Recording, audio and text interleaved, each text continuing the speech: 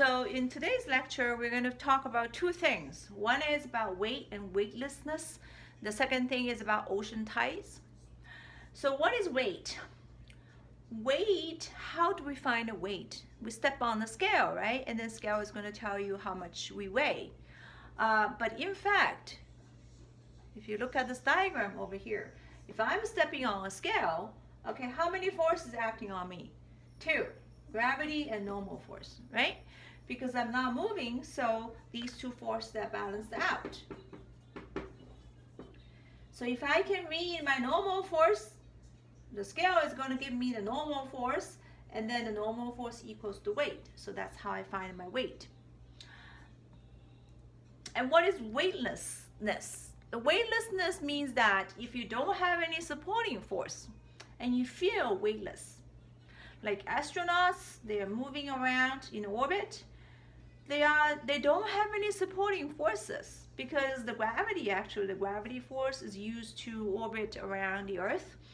And so then the astronaut is going to feel weightless.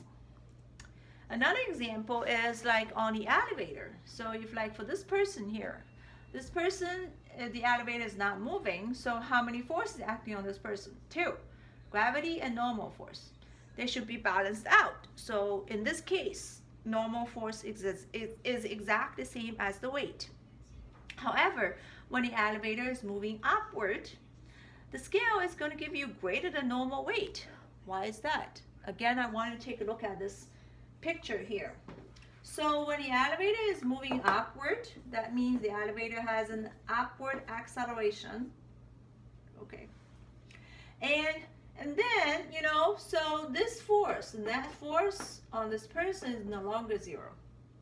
Instead, we have a net force which equals ma, and which also equals normal force minus g.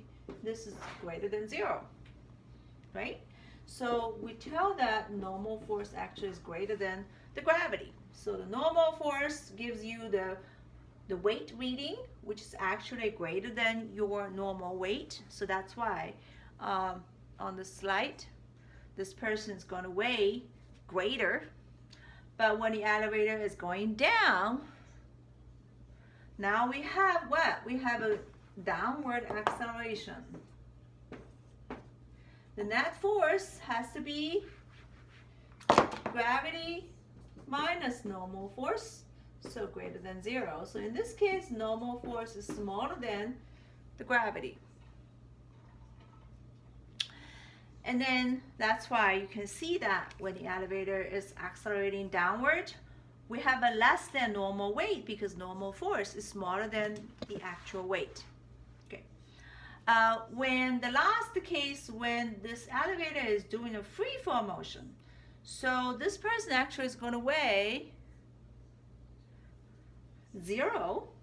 It's because if it's doing free fall, that means the elevator is going down at an acceleration which is the gravitational acceleration, and then this equals mg, right? And if I do the calculation here, g minus f normal equals mg, and mg minus f normal is mg because that's the weight, so you can find the normal force actually is zero. So when the normal force is zero, you're going to weigh nothing. So that's why you feel weightless.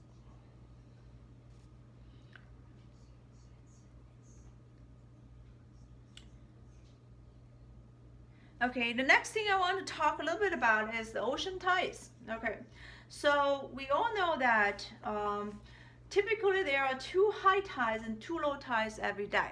Okay, but why we have high tides and low tides? It's because the gravitational pull from the moon.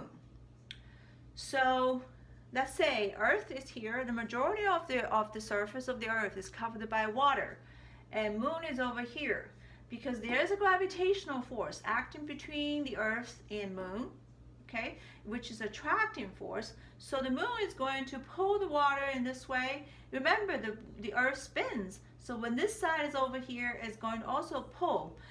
So then that means as a result of the pulling force coming from the moon, as well as the earth itself is spinning, so there are two bulges on each side of the earth, okay?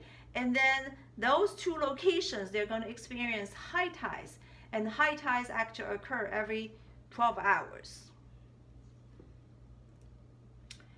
And why sun is not so important when we talk about ocean tides? Remember, the gravitational law follows inverse square law because the sun is so further away. Okay, that's why the earth, the force between the earth and the sun becomes so small. So most of the cases actually is not that important.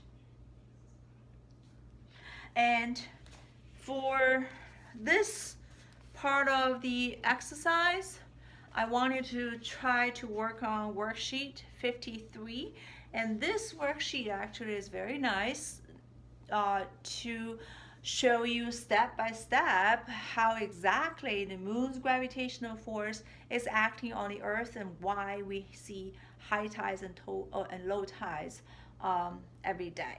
Okay, so I'm going to come back to explain some of the difficult parts of the tutorial if necessary for next class.